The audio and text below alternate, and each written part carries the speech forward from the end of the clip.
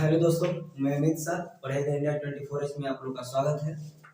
जैसा कि हम लोगों ने अम्ल के बारे में जान चुके थे, पढ़ चुके हैं, उसी प्रकार हम क्षार के बारे में भी जानेंगे कि क्षार क्या होते हैं और कितने प्रकार के होते हैं। फिर जानेंगे कि इनके भौतिक गुणधर्म क्या है, रासायनिक गुणधर्म क्या है, ठीक है। फिर लास्ट में इनको जानेंगे कि इनका उपयोग क्या है, ठीक है। तो आइए स्टार्ट करते हैं हम लोग क्षार बेस के बारे में, ठीक है। देखिए यहाँ पे इसकी डेफिनेशन को लेकर के दो कॉन्सेप्ट दिए गए हैं, एक है ओल्ड कंसेप्ट और एक है मॉडर्न कंसेप्ट, ठीक है। तो ओल्ड कंसेप्ट के द्वारा हम समझेंगे कि क्षार किसे कहते हैं। तो बताया गया है पहले कि क्षार वह पदार्थ या यौगिक होता है जो स्वाद में तीक्ष्ण होगा या फिर कड़वा होगा, ठीक है। तो जो पदार्थ या यौगिक स्वाद में तीक्ष्ण होते हैं या कड़वा होते हैं उसे हम क्षार कहते हैं, बेस कहते हैं, ठीक है। ये रहा हम लोग का ओल्ड कंसेप्ट। लेकिन कुछ समय बाद एक आर्यभट्ट नामक वैज्ञानिक आते हैं और वो बताते हैं, प्रैक्टिकली रूप से वो बताते हैं, और उनको कहते हैं मॉडर्न कंसेप्ट। वो कहते हैं कि क्षार वह पदार्थ या वह यौगिक होता है जो जलीय विलयन में वियोजित होकर के टूट करके OH माइनस आयन देते हैं, वह क्षार कहलाते हैं, ठीक है। ये हम लोग का आधुनिक डेफिनेशन है, ठीक है। एक बार और सुन लेते हैं। आर्यभट्ट के अनुसार क्षार वह पदार्थ या यौगिक होता है जो किसी जलीय विलयन में वियोजित होकर के टूट करके OH माइनस आयन देते हैं, क्षार कहलाते हैं, ठीक है। ये जो क्षार होते हैं दो प्रकार के होते हैं, अपने वियोजित होने के आधार पे दो प्रकार के होते हैं। एक होता है प्रबल क्षार और एक होता है दुर्बल क्षार, ना, यानी कि स्ट्रॉन्ग बेस और एक होता है वीक बेस। तो आइए इनको हम जानते हैं, ठीक है। तो जो क्षार होते हैं ये दो प्रकार के होते हैं, एक होता है स्ट्रॉन्ग बेस और एक होता है वीक बेस। तो आइए प्रबल क्षार, प्रबल क्षार किसे कहेंगे? Strong base. स्ट्रॉन्ग बेस क्या होते हैं अभी बोले, आइए इसका डेफिनेशन लेते हैं, अभी बोलेंगे। देखिए क्षार दो प्रकार के होते हैं, एक होता है प्रबल क्षार और एक होता है दुर्बल क्षार। प्रबल क्षार क्या होते हैं? तो प्रबल क्षार वे होते हैं जो किसी जलीय विलयन में वियोजित होकर के टूट कर, यानी कि पूर्णतः टूटेंगे और पूरी तरह से टूट करके OH माइनस आयन देते हैं, यानी हाइड्रोक्सी आयन देते हैं, हाइड्रोक्साइड आयन देते हैं, उन्हें हम क्या कहते हैं? प्रबल क्षार कहते हैं। प्रबल क्षार वह क्षार होते हैं जो किसी जलीय विलयन में पूर्णतः वियोजित होकर के हाइड्रोक्साइड आयन देते हैं, यानी कि OH माइनस आयन देते हैं, उन्हें क्या कहते हैं? उन्हें कहते हैं हम लोग प्रबल क्षार, ठीक है दोस्तों। उन्हें हम क्या कहते हैं? उन्हें हम कहते हैं प्रबल क्षार। एग्जांपल इसका हम ले लेते हैं। तो एग्जांपल भी बहुत इसका मस्त है, बढ़िया है, देखिएगा। इसका एग्जांपल होगा सोडियम हाइड्रोक्साइड का नाम सुने हुए आप लोग, हो जाएगा सोडियम हाइड्रोक्साइड, ठीक है दोस्तों, या पोटेशियम हाइड्रोक्साइड, ठीक है। क्या हो गया? तो इसको कहते हैं सोडियम हाइड्रोक्साइड और इसको कहते हैं पोटेशियम। दोनों ही क्षार है, लेकिन दोनों कैसे क्षार है? प्रबल क्षार है। दोनों कैसे क्षार है? प्रबल क्षार है, ठीक है दोस्तों। यानी कि प्रबल क्षार वह क्षार होते हैं जो जलीय विलयन में पूर्णतः वियोजित होकर हाइड्रोक्साइड देते हैं, यानी कि OH माइनस आयन देते हैं, वही क्या कहते हैं? प्रबल क्षार कहलाते हैं, ठीक है दोस्तों। यहाँ पे हम ले सकते हैं बैरियम हाइड्रोक्साइड भी ले सकते हैं, ठीक है। अब दूसरा, ये तो रहा हम लोग का पहला क्षार। दूसरा आता है हम लोग का वीक बेस, यानी कि दुर्बल क्षार, ठीक है। दुर्बल क्षार, दुर्बल क्षार क्या होता है? ठीक है, वीक बेस दुर्बल क्षार क्या होता है? तो सुनिएगा, दुर्बल क्षार वह यौगिक या पदार्थ होगा जो जल में वियोजित होगा परंतु पूर्णतः वियोजित नहीं होता है। वियोजित होता है लेकिन पूर्णतः वियोजित नहीं होता है। तो इस प्रकार के क्षार को हम क्या कह देते हैं? दुर्बल क्षार कह देते हैं, वीक बेस कह देते हैं। इसको क्या कह देते हैं? दुर्बल क्षार या वीक बेस कहते हैं। इसका एग्जांपल हो जाएगा दोस्तों, इसका जो एग्जांपल है, इसका तो एग्जांपल देख ही रहे आप लोग कि सोडियम हाइड्रोक्साइड था, लेकिन इसका एग्जांपल क्या हो जाएगा दुर्बल क्षार का? तो हो जाएगा एल्युमिनियम हाइड्रोक्साइड। इसका फार्मूला क्या हो जाएगा? एल्युमिनियम हाइड्रोक्साइड, ठीक है। इसका हो जाएगा एल्युमिनियम हाइड्रोक्साइड, या हम लोग कहते हैं अमोनियम हाइड्रोक्साइड। और क्या ले सकते हैं हम लोग? Ammonium hydroxide. सूत्र क्या होता है? तो होता है NH4OH। क्या होता है? NH4OH होता है। तो ये जो हम लोग को दिख रहा है एग्जांपल, ये है क्षार, ये भी क्षार ही है, लेकिन ये क्या है? दुर्बल क्षार है, वीक बेस है। और ये भी क्षार ही है, लेकिन ये कैसे है? प्रबल क्षार है, स्ट्रॉन्ग बेस है, ठीक है। यहाँ से हम लोग क्लियर कर लिए क्षार क्या होते हैं, कितने प्रकार के होते हैं, ठीक है ना। अब घटित होने के आधार पर, वियोजित होने के आधार पर, ठीक है दोस्तों। अब हम लोग आगे बढ़ेंगे, इतना जान लिया तो हम लोग देखेंगे कि अम्ल की क्षारकता किसे कहते हैं और क्षार की अम्लता किसे कहते हैं, ठीक है दोस्तों। अम्ल की क्षारकता और क्षार की अम्लीयता किसे कहते हैं, ठीक है। तो आइए देख लेते हैं इसको, ठीक है।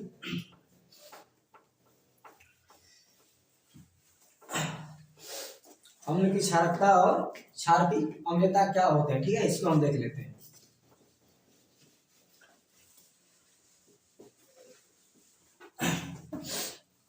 ध्यान दीजिएगा, अगर आपसे ये कहे कि अम्ल की क्षारकता किसे कहेंगे, तो एक शब्द में कह सकते हैं कि किसी भी अम्ल में वियोजित होने के बाद जितने हाइड्रोजन आयन उत्पन्न होते हैं उनकी संख्या ही क्या कहलाती है, अम्ल की क्षारकता कहलाती है। यानी किसी भी अम्ल में, यानी कि जब कोई अम्ल किसी जलीय विलयन में अपघटित होगा और अपघटित होकर जितना H+ आयन देगा, जितना हाइड्रोजन आयन उत्पन्न करेगा, उनकी संख्या ही क्या कहलाती है, उनकी क्षारकता कहलाती है, अर्थात अम्ल की क्षारकता कहलाती है, ठीक है। तो इसको कोई नोट पॉइंट है, नोटेड पॉइंट है, इनको जान लेना चाहिए। क्या हम लिखेंगे, अम्ल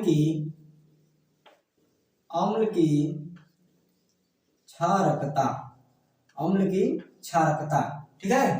अम्ल क्या है, क्षारकता। अम्ल की क्षारकता क्या होती है, तो जब कोई अम्ल किसी विलयन में, जलीय विलयन में टूटेगा और टूटकर जितना हाइड्रोजन आयन उत्पन्न करेगा, H+ आयन देगा, उनकी संख्या ही क्या कहलाएगी, अम्ल की क्षारकता कहलाएगी, अम्ल की क्षारकता कहलाएगी, ठीक है।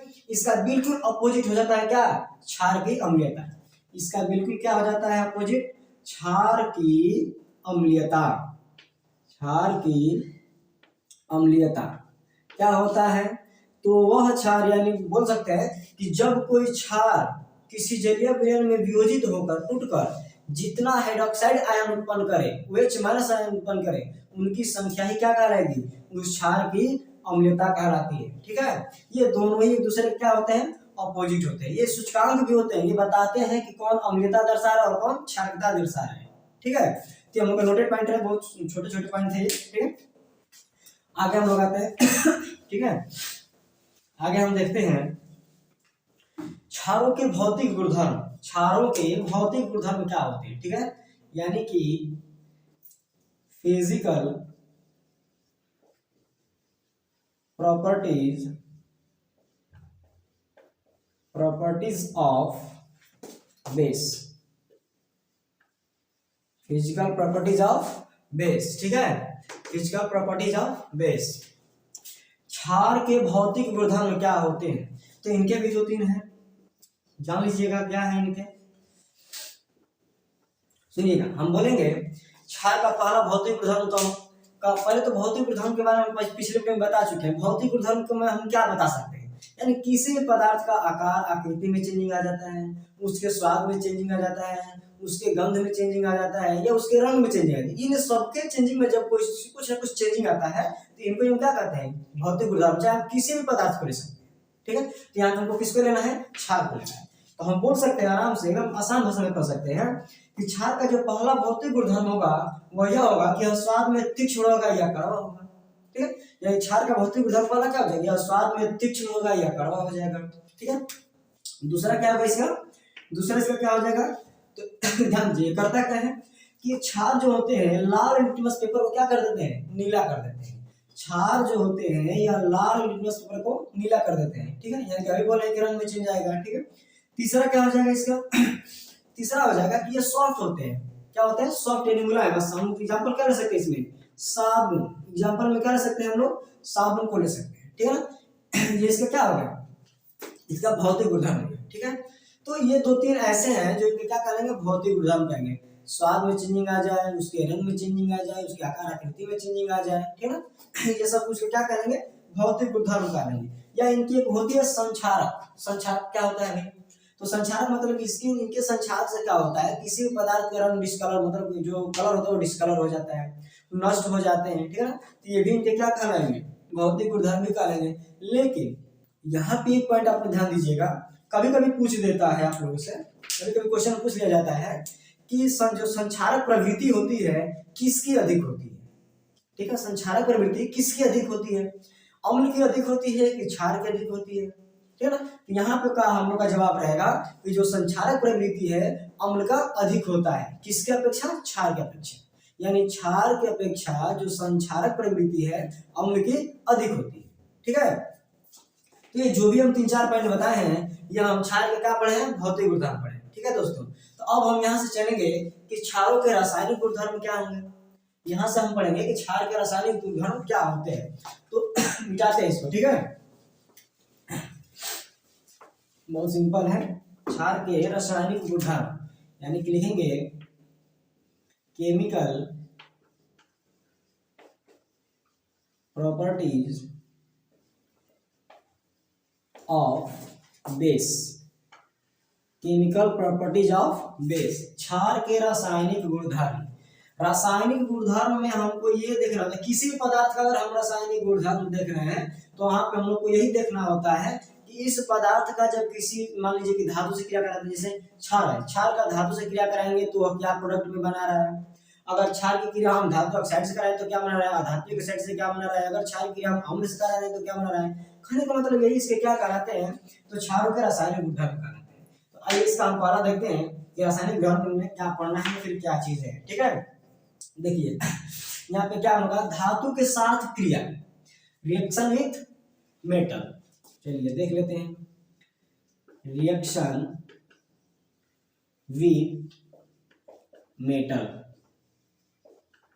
मेटल अगर किसको जिसको हिंदी प्रॉब्लम होगा बोलिएगा हिंदी लिखने में, ठीक है ना। इसका देखिए हिंदी होता है केमिकल प्रॉपर्टीज ऑफ बेस का हिंदी होता है क्षारों के रासायनिक गुणधर्म।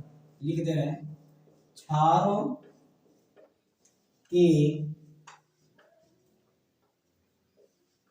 रासायनिक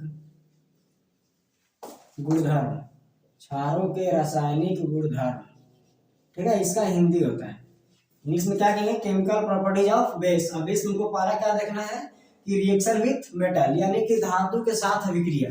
इसका हिंदी क्या हो जाएगा, धातु के साथ अभिक्रिया, धातु के साथ अभिक्रिया। यहाँ पे हमको देखना है धातु के साथ अभिक्रिया पे हमको देखना है, ठीक है। तो यहाँ पे हम कोई क्षार ले लेते हैं। आइए यहाँ पे हम क्या करेंगे, कोई क्षार लेंगे, ठीक है। यहाँ पे कोई, तो देखिए अगर आपसे पूछे कि जब हम किसी क्षार की रासायनिक गुणधर्म पूछे कि जब हम क्षार क्रिया धातु से कराते हैं तो क्या बनाता है, तो बोलिएगा कि जब भी हम क्षार की क्रिया किसी धातु से कराते हैं तो हमेशा हाइड्रोजन गैस क्या होती है, मुक्त होती है। हमेशा इस अभिक्रिया से क्या होगी, हाइड्रोजन गैस मुक्त होगी। यह क्या हो जाएगा, क्षार का पहला रासायनिक गुणधर्म हो जाएगा, ठीक है। क्षार का पहला रासायनिक गुणधर्म क्या होगा, तो जब भी हम क्षार की क्रिया किसी धातु से करते हैं, सक्रिय धातु से कराते हैं, तो हमेशा उत्पाद के रूप में अंततः हाइड्रोजन गैस क्या होती है, मुक्त होती है। इसे हम बोलेंगे क्षार की रासायनिक अभिक्रिया। आइए हम देख लेते हैं। तो मान लीजिए कि हम यहाँ पे ले सकते हैं जिंक, क्या ले सकते हैं, जिंक, और उसके बाद क्या ले सकते हैं हम लोग, तो क्षार लेंगे, और क्षार में हम कुछ भी ले सकते हैं, सोडियम ऑक्साइड ले लीजिए या फिर कैल्शियम ऑक्साइड लीजिए, बेरियम ऑक्साइड ले लीजिए, कुछ भी, या पोटेशियम ऑक्साइड ले लीजिए, ठीक है। तो अब देखिए यहाँ पे हम क्या किए, जिंक लिए हैं और यहाँ पे क्या लिए, सोडियम ऑक्साइड। बैलेंस करने के लिए हम क्या कर सकते हैं, 2 लगा देंगे। और बैलेंसिंग को अगर जो लोग नहीं पढ़े इस वीडियो में, जो लोग नहीं जानते हैं, तो लिंक में दे दिया जाएगा वीडियो, पिछले वीडियो में हम पढ़ा चुके हैं, पिछले चैप्टर में पढ़ा है। किसी भी अभिक्रिया को कैसे बैलेंस किया जाता है वो बहुत सरल और आसान भाषा में समझाया है, सिर्फ ट्रिक पे है, समझिएगा। ज्यादा किताबी ज्ञान उसमें नहीं पढ़ना है हम लोग को, इधर उधर नहीं पढ़ना है, जो मेन ट्रिक है वही है, मुश्किल से 2 सेकंड का होगा, उसको पढ़ लीजिएगा, ठीक है। लिंक डिस्क्रिप्शन में दे दिया जाएगा। अब देखिए यहाँ पे जिंक हम लोग का धातु है, हम लोग का ये क्या है, क्षार है। क्षार की क्रिया हम किससे कराने जा रहे हैं, धातु से। जैसे ही धातु से कराएंगे इधर प्रोडक्ट रूप में क्या बनेगा, तो देखिए बनेगा Zn होगा NaO, इससे क्या बनेगा, ZnNaO, ठीक है। इसको उसके बाद क्या बन जाएगा हम लोग का, तो बनेगा H2, और ये क्या हो जाएगा, रिमूव होगा। इस अभिक्रिया से हाइड्रोजन गैस क्या होगा, बाहर होगा। इसको हम क्या कहते हैं, ZnNaO को क्या कहते हैं हम लोग, इसको कहते हैं सोडियम जिंकेट। इसको क्या कहा जाता है, इसको कहा जाता है सोडियम जिंकेट, इसको कहते हैं सोडियम जिंकेट कहते हैं, ठीक है ना, इसको सोडियम जिंकेट कहा जाता है। तो देखिए पहला रासायनिक धर्म क्या निकला हम लोग का, तो जब भी किसी भी क्षार की क्रिया किसी धातु से कराते हैं तो हाइड्रोजन गैस अभिक्रिया से क्या होगी, मुक्त होगी, क्षार की पहला रासायनिक धर्म हो जाएगा। ठीक है दोस्तों, अगर समझ में आ रहा है तो बताएं कमेंट में। ठीक है, ये तो रहा हम लोग का पहला रासायनिक धर्म। अब हम दूसरा देख लेते हैं कि इसका दूसरा क्या होता है। ठीक है, दूसरा देखेंगे, इसको इरेज कर दें। ठीक है,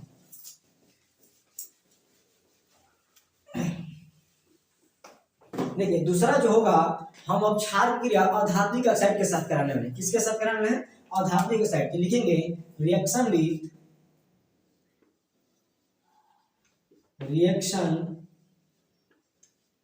विथ किसके साथ कराना है, तो अधात्विक ऑक्साइड के साथ ना जी। रिएक्शन विथ नॉन मेटल, किसके साथ, नॉन मेटल ना। रिएक्शन विथ किसके साथ करेंगे, non metal, non metal, reaction with non metal, अधातुओं के साथ करेंगे ना, अधात्विक ऑक्साइड कह सकते हैं इसको, नॉन मेटल ऑक्साइड कह सकते हैं, ठीक है ना। यानी कि अधात्विक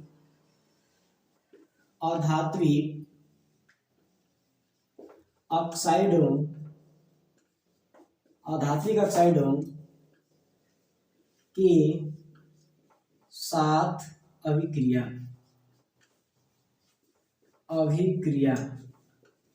अधात्विक ऑक्साइडों के साथ अभिक्रिया, ठीक है ना। अधात्विक ऑक्साइडों के साथ अभिक्रिया किसका कराएंगे हम लोग, तो क्षार का करा देंगे। ठीक है, अधात्विक ऑक्साइड में हम क्या ले सकते हैं, तो देखिए एग्जांपल लीजिएगा। यहाँ पे एग्जांपल क्या कर सकते हैं, यहाँ पे एग्जांपल हम लोग ले सकते हैं।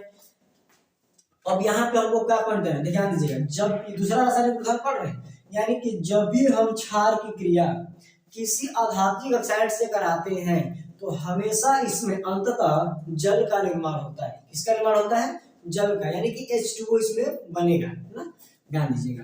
तो हम ले सकते हैं, यहाँ पे क्या ले सकते हैं हम लोग, तो अधात्विक ऑक्साइड की बात हो रही है, यानी कि जब किसी अधातु की क्रिया ऑक्सीजन से कराते हैं तो ऑक्साइड का फॉर्मेशन होता है अधात्विक ऑक्साइड का। तो यहाँ पर हम क्या ले सकते हैं, CO2 ले सकते हैं, क्योंकि हम लोग का क्या है, अधात्विक ऑक्साइड है। और यहाँ पे क्षार के रूप में हम क्या ले सकते हैं, तो क्षार के रूप में ले सकते हैं क्या लेंगे, CaOH का ट्वाइस, क्या ले सकते हैं, CaOH का ट्वाइस। हम लोग का ये क्या है, क्षार है। तो देखिए हम लोग दूसरा रासायनिक उदाहरण पढ़ने जा रहे हैं कि जब किसी क्षार की क्रिया किसी अधात्विक ऑक्साइड के साथ कराते हैं तो क्या होता है, लास्ट में हमको क्या निकलेगा, जल निकलेगा। करा दीजिएगा इधर। तो देखिए जब इसकी हम क्रिया कराएंगे तो क्या बनेगा भैया, देख लो, बनेगा कैल्शियम कार्बोनेट। क्या बनेगा, कैल्शियम कार्बोनेट, CaCO3 बनेगा, कैल्शियम कार्बोनेट बनेगा। और प्लस में क्या बनेगा, तो हम लोग का देखिए यहाँ पे 2 हाइड्रोजन बच चुका है, दो हाइड्रोजन बचा है जी, और एक ऑक्सीजन बच चुका है। और ये दोनों ही मिलकर क्या बना देंगे, H2O। दोनों मिलकर क्या बना देंगे हम लोग का, H2O बन देंगे। देखो अंततः हम क्या बने थे, हाइड्रोजन, जल का क्या होगा, निर्माण होगा, अंततः किसका निर्माण होगा, जल का निर्माण होगा। ठीक है, तो ये हम लोग का क्या रहा, क्षार का दूसरा रासायनिक गुणधर्म है। ठीक है, यानी कि जब किसी क्षार की क्रिया किसी अधात्विक ऑक्साइड से हम लोग करा रहे हैं या फिर कराते हैं तो हम लोग का क्या बनता है, जल बनता है। क्या बन जाता है हम लोग का, जल बन जाता है। ये रहा क्षार का दूसरा रासायनिक गुणधर्म। ठीक है, ये हम लोग का दूसरा रहा। अब इसी प्रकार तीसरा देखेंगे। ठीक है, तो इसको इरेज कर दिया जाए, मिटा दिया जाए। चलिए, अगर पसंद आ रहा है, आपको अच्छा लग रहा है, समझ में आ रहा है तो कमेंट कीजिए और इसको शेयर भी कीजिए। ठीक है, आप लोग के बोर्ड एग्जाम से पहले मैं पूरा केमिस्ट्री खत्म कर दूंगा। ठीक है, पूरा पढ़ा कर केमिस्ट्री खत्म कर देंगे। ठीक है, इसका टेंशन हमारे मत लीजिएगा, मेरे पे छोड़ दीजिए इसकी जिम्मेदारी। ठीक है, आपको जितना बस पढ़ा दिया जा रहा है इसका रिवीजन करते चलिए, रिवीजन करते चलिए। ठीक है, अगर नहीं समझ में आ रहा है तो बताइए, उसको तुरंत हम उस पर सुधार करेंगे या फिर उसको और सरल भाषा में बताएंगे। ठीक है, आइए अब हमको यहाँ पे क्या देखना है देखिएगा। अब हम देखेंगे क्षारों क्रिया किससे कराएंगे, एक बार अम्ल से ही करा दें। क्षारों क्रिया किससे कराएंगे, अम्ल से ही कराते हैं। आइए देखते हैं क्या बनता है। Reaction with acid, reaction with acid, यानी कि अब हम तीसरा रासायनिक उदाहरण देखने जा रहे हैं कि क्षार की क्रिया जब हम अम्ल से कराते हैं तो क्या क्या बनेगा। आइए रिएक्शन के साथ देखेंगे। ठीक है, यहाँ पे हम किसके साथ देखेंगे, रिएक्शन के साथ देखेंगे। ठीक है, आइए यहाँ पे हम किसको ले सकते हैं भैया, तो बताओ। देखो यहाँ ले सकते हैं हम लोग एल्युमिनियम हाइड्रोक्साइड ले सकते हैं। एल्युमिनियम हाइड्रोक्साइड हम लोग क्या क्षार है, क्या ले लीजिएगा, थोड़ा बड़ा लिख दें, AlOH का क्या होता है, फ्राइड होता है। ये हम लोग का एल्युमिनियम हाइड्रोक्साइड। बैलेंस करने के लिए आगे क्या लगा देंगे, 2 लगा देंगे, प्लस अब एसिड लेना है, एसिड में कुछ भी ले सकते हैं। आइए ले लेते हैं हम लोग सांद्र सल्फ्यूरिक अम्ल, जिसको हम सल्फ्यूरिक अम्ल कहते हैं। सूत्र क्या होता है इसका, इसका सूत्र होता है H2SO4। क्या होता है, H2SO4 होता है इसका, ठीक है। अब इधर देखिए इसको बना दीजिएगा, बनाएंगे तो इधर क्या हो जाएगा, ध्यान दीजिएगा, ज्यादा उधर हो रहा है, ज्यादा उधर होगा तो इधर कर देंगे, ठीक है।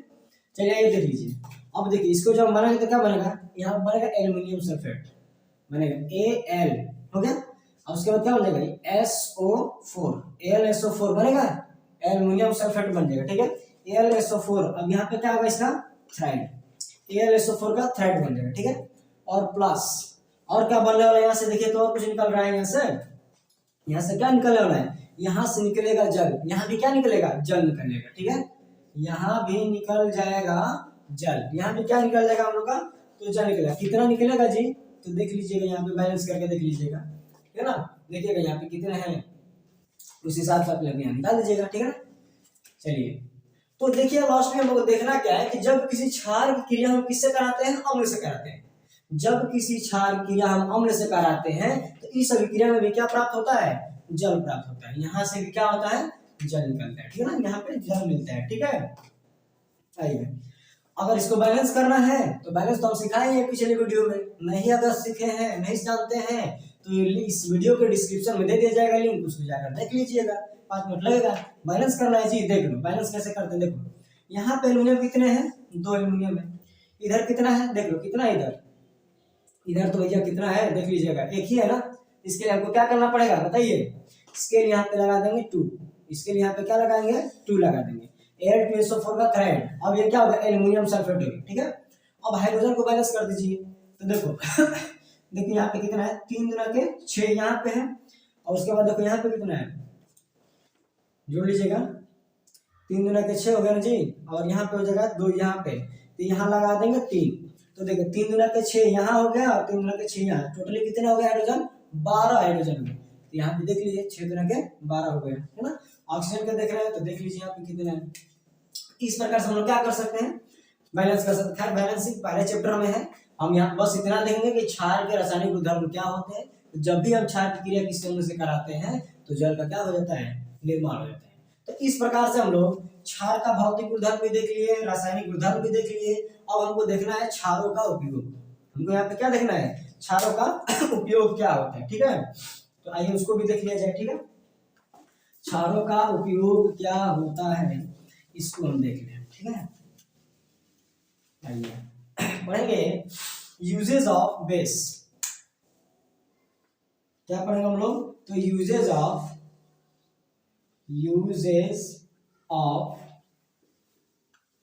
बेस, ठीक है। यूजेज ऑफ बेस, क्षारों का उपयोग, ठीक है ना, क्षारकों का उपयोग, ठीक है। क्षारकों का उपयोग करना है हमको, देखना है, ठीक है। क्षारकों का उपयोग क्या होता है भैया, बहुत सिंपल है। इसमें हम एल्युमिनियम हाइड्रोक्साइड ले सकते हैं, सोडियम हाइड्रोक्साइड ले सकते हैं, कैल्शियम हाइड्रोक्साइड लेते हैं, मतलब जितने भी है ना हम इसको क्या कर सकते हैं, ले सकते हैं। तो आइए पहले हम देखते हैं एल्युमिनियम हाइड्रोक्साइड। पहला एग्जांपल हम लोग का क्या हो जाएगा, एल्युमिनियम हाइड्रोक्साइड। एल्युमिनियम हाइड्रोक्साइड का सूत्र क्या होता है, तो अभी बताएं, AlOH का क्या हो जाएगा, थ्राइड हो जाएगा। AlOH का क्या हो जाएगा, थ्राइड हो जाएगा, ठीक है। इसका हम प्रयोग कहाँ पे करते हैं भैया, एल्युमिनियम हाइड्रोक्साइड का प्रयोग कहाँ पे करते हैं, तो देखिएगा एल्युमिनियम हाइड्रोक्साइड एक प्रकार का क्षार है जिसका प्रयोग हम करते हैं कहाँ पे, तो वस्त्रों को बनाने में, जहाँ पे वस्त्र जो भी इंडस्ट्री है ना, उद्योग है ना, वस्त्र का उद्योग, तो वस्त्र के निर्माण में, ठीक है ना। उसके बाद कहाँ पे करते हैं, इसका प्रति अम्ल यानी कि क्या, एंटी एसिड इसको कहते हैं ना। तो प्रति अम्ल या वस्त्रों के निर्माण में हम किसका प्रयोग करते हैं, तो एल्युमिनियम हाइड्रोक्साइड का प्रयोग करते हैं, और यह एक प्रकार का क्या है, क्षार है। अगर आप लोगों को बोर्ड एग्जाम में आ जाए कि क्षारकों के उपयोग लिखिए या उस पर टिप्पणी कीजिए तो आप आराम से लिख सकते हैं। किसको लेकर के, एल्युमिनियम हाइड्रोक्साइड लिखेंगे। एल्युमिनियम हाइड्रोक्साइड का प्रयोग वस्त्र उद्योगों तथा प्रति अम्ल के निर्माण में किया जाता है, ठीक है, ये हम लोग का पहला क्षारक। दूसरा एग्जाम्पल क्या लेंगे हम लोग, हम लोग का दूसरा जो एग्जाम्पल होगा वो क्या हो जाएगा, तो हो जाएगा अमोनियम हाइड्रोक्साइड। दूसरा क्या हो जाएगा हम लोग का अमोनियम हाइड्रोक्साइड। फॉर्मूला क्या होता है इसका, तो देख लीजिएगा, इसका फॉर्मूला होगा NH4OH।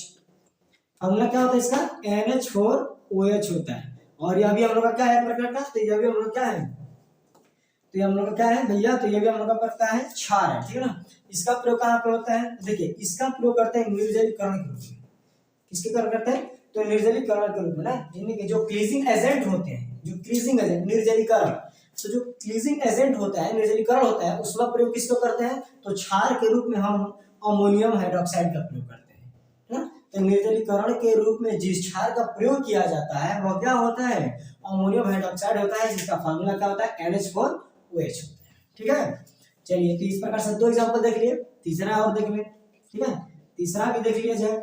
तीसरा क्या होता है भैया, तो तीसरे की जगह पर हम क्या ले सकते हैं, कैल्शियम हाइड्रोक्साइड ले लीजिए या सोडियम हाइड्रोक्साइड, कुछ भी ले सकते हैं आप लोग। चलिए ले लीजिएगा यहाँ पे सोडियम हाइड्रोक्साइड NaOH। NaOH का क्या होता है प्रयोग, देखिए, तो देखिए जितने भी साबुन होते हैं ना, साबुन हो गया, धावन सोडा हो गया, है? या डिटर्जेंट पाउडर आप पा सकते हैं ना, तो डिटर्जेंट पाउडर होते हैं, धावन सोडा या साबुन होता है, इन सबके निर्माण में, फॉर्मेशन में हम किसका प्रयोग करते हैं, सोडियम हाइड्रोक्साइड का प्रयोग किया जाता है, ठीक है दोस्तों। सोडियम हाइड्रोक्साइड का जो एक प्रकार का क्या है हम लोग का, तो हम लोग क्या है क्षारक है, एक प्रकार क्या है क्षारक है। और पढ़ा दें यहाँ पे, तो आइए एक और देख ही लेते हैं, ठीक है। एक और हम लोग क्या हो जाएगा, तो हो जाएगा कैल्शियम हाइड्रोक्साइड, क्या हो जाएगा भैया, कैल्शियम हाइड्रोक्साइड हो जाएगा, ठीक है ना। और ये भी एक प्रकार क्या है क्षार है, ये भी एक प्रकार क्या है क्षार है, ठीक है। आइए देख लेते हैं CaOH का 12, CaOH का क्या हो जाएगा 12 हो जाएगा। इसका प्रयोग हम कहाँ पे करते हैं, तो देखिए इसका प्रयोग किया जाता है चमड़ा उद्योग में। इसका प्रयोग कहाँ पे करते हैं हम लोग, तो चमड़ा उद्योग में इसका क्या कहता है प्रयोग कहते हैं, या फिर जल को मृदु बनाने ना, यानी कि शुद्ध करते हैं इसको ना, तो जल को शुद्ध बनाने के लिए, या फिर चमड़ा उद्योग में, ठीक है ना, या फिर जो खारा जल होता है ना उनको शुद्ध किया जाता है। तो इन सबके प्रयोग में हम किसका प्रयोग करते हैं, कैल्शियम हाइड्रोक्साइड का प्रयोग किया जाता है। इसका सूत्र क्या होता है CaOH का 12, और यह एक प्रकार क्या है क्षारक है, एक प्रकार का बेस है। तो इस प्रकार से हम देख लिए, निम्न देखिए आप लोग यहाँ पे 4 प्रकार के क्षारकों का प्रयोग क्या कर चुके हम लोग, पढ़ चुके हैं, ठीक है। तो इस प्रकार से हम लोग का पूरा क्षार क्या हो गया, खत्म हो गया। हम लोग पिछले वीडियो में पढ़े थे कि अम्ल के बारे में पढ़े थे, अम्ल क्या होते हैं, कितने प्रकार के होते हैं, इनके भौतिक गुणधर्म क्या होंगे, रासायनिक गुणधर्म क्या होंगे, इनके उपयोग क्या होते हैं, इतना चीज हम पिछले वीडियो में पढ़ा चुके हैं इस चैप्टर का। आज हम इस चैप्टर का दूसरा टॉपिक देख रहे थे, क्षार क्या होता है, क्षार कितने प्रकार के होते हैं, इनके भौतिक गुणधर्म क्या होते हैं, रासायनिक गुणधर्म क्या होते हैं, इनके उपयोग क्या होते हैं, ठीक है। तो आज हम लोग का क्षार भी क्या हो गया, समाप्त हो गया। एक पॉइंट बच गया है, थोड़ा उसको भी देख लीजिएगा, इसीलिए उसको लास्ट में बचा कर रखे थे, जिसको हम कहते हैं नोट पॉइंट। नोट पॉइंट में हमको एक चीज पढ़ना है, वो पढ़ना है हम लोग को, दिखाई दे रहा है जी इधर, देखिए तो बाबू दिखाई दे रहा है इधर क्षार है ना, तो देखिएगा इधर हमको नोट पॉइंट में क्या देखना है, तो देखिएगा देखना हम लोग को क्षार, उसके बाद क्या देखना हम लोग को क्षारक, क्षार और क्षारक क्या होते हैं, क्षार और क्षारक। तो ध्यान दीजिएगा, जैसे कि आप लोग सुने, देखिए जितने भी हम क्षारक के बारे में पढ़े हैं, जितने भी क्षारक के बारे में पढ़े, तो सभी क्षारक क्या होते हैं कि जल में पूर्णतः वियोजित हो जाते हैं, यानी कि जो क्षारक जल में वियोजित हो जाएंगे, यानी टूट जाएंगे, उनको ही हम क्या कहते हैं, क्षार कहते हैं। जो क्षारक वियोजित हो जाते हैं पूरी तरह, उनको हम क्या कहते हैं, क्षार कहते हैं, ठीक है। तो यहाँ से एक पॉइंट निकल कर रहा है, पॉइंट यह निकल कर रहा है कि सभी क्षारक क्षार होते हैं, सॉरी ऐसा नहीं बोलेंगे, हम बोलेंगे कि सभी क्षार क्या होते हैं, क्षारक होते हैं। ध्यान दीजिएगा यहाँ पे क्या बोलेंगे, उल्टा ना हो, ठीक है ना। देखिए सभी जो क्षार है ना, सभी क्षार क्षारक होते हैं, परंतु सभी क्षारक क्षार नहीं होते हैं। ध्यान दीजिएगा, सुन लीजिएगा, सभी क्षार क्षारक होते हैं, लेकिन सभी क्षारक क्षार नहीं होते, ठीक है ना। ये हम लोग का एक नोट पॉइंट रहा, बहुत छोटा सा है, ठीक है ना, इसको देख लीजिएगा, उल्टा मत बोलिएगा, एक बार और सुन लीजिएगा। देखिए जितने भी क्षारक है ना, जो टूट जाता है पूरी तरह से, क्या होता है, वियोजित हो जाता है, उन्हीं को हम क्या कर देते हैं, क्षार कर देते हैं। होते तो सब के सब क्षारक होते हैं, लेकिन जो टूट जाता है उसे हम क्षार कहते हैं। तो अब इसको हम क्या यहाँ पर निकाल सकते हैं कि सभी क्षार क्षारक होते हैं, परंतु सभी क्षारक क्षार नहीं होते। इसीलिए यहाँ पे देखिए हम एरो से दिखा दिए ना, यानी कि सभी क्षारक क्या होंगे, क्षार नहीं होंगे। और यहाँ देख लीजिएगा सभी क्षार क्षारक होंगे, ठीक है ना। तो यहाँ से हम क्या कर सकते हैं, ज्ञात कर सकते हैं, जान सकते हैं, ठीक है। बहुत ईजी भाषा हम लोग आज क्षार को क्या कर चुके हैं, कर चुके हैं, ठीक है ना। तो अम्ल के बारे में जान लिए, क्षार के बारे में जान लिए। क्षार का एक भी पॉइंट ऐसा नहीं है जो कि आप लोग को हम ना बताए हो, ठीक है ना। लगभग 100% सब कुछ बता दिए हैं, अम्ल में भी और जो था पॉइंट्स और क्षार में भी जो था, ठीक है। तो इस प्रकार हम 2 पॉइंट को क्या कर चुके हैं, क्लियर कर चुके हैं। अब हम जो अगला पढ़ेंगे, जो अगले वीडियो में हम पढ़ाएंगे, वो पढ़ाएंगे अम्ल और क्षारों के बीच के विक्रिया, जिसको हम लोग क्या कहते हैं, लवणीकरण, सॉल्टिनेशन कहते हैं। इसी में हमको अगर पढ़ना होता है उदासीनीकरण, जिसको न्यूट्रलाइजेशन कहते हैं, ठीक है। तो ऐसे बहुत से प्रक्रिया भी हमको पढ़ना है, विज्ञान इसमें पढ़ना है ना। अभी तो नॉर्मल है, आगे जैसे ही अभी चलेंगे तो काफी मोस्ट इंपोर्टेंट आएंगे बोर्ड एग्जाम के पॉइंट ऑफ व्यू से, ठीक है। तो उनको भी हम लोग पढ़ेंगे, ठीक है। तो खैर ठीक है दोस्तों, आज के लिए इतना ही हम रहने देते हैं, ठीक है। अगर आप लोग को समझ में आ रहा है तो प्लीज कमेंट करें, सब्सक्राइब करें, ठीक है, और ज्यादा से ज्यादा शेयर भी करें, ठीक है ना। पसंद आ रहा है तो लाइक भी कीजिए। आज के लिए इतना रहते हैं, धन्यवाद, थैंक यू, ठीक है।